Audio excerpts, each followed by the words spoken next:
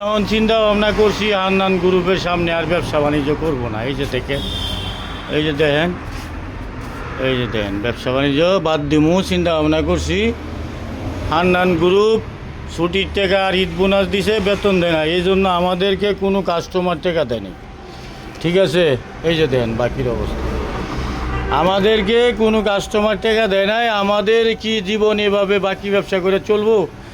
আমি এখন চিন্তাধারা করছি, কোম্পানি বেতন না দিলে যদি আমাদেরকে টাকা না দিতে পারে, তাহলে আমরাও বাকি ব্যবসা বাদ দিয়ে দেবো চিন্তা ভাবনা করছি। আপনারা বলেন, এভাবে বাকি ব্যবসা করে জীবন আর চলে না, সবাই বন্ধ ছুটি কাটাইতেছে।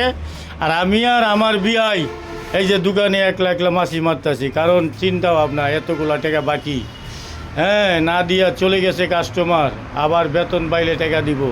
চিন্তাধারা করছি ঈদের পরের থেকে আর বাকি বেচবো না। আপনারা কি বলেন? বিআই কি কন, কমেন্টের মধ্যে জানাই দেখুন। না না বাকি দেখি বাকি ব্যবসা বাদ, টোটালে বাদ। হ্যাঁ হ্যাঁ, নগদ তুলে দিবেন না না।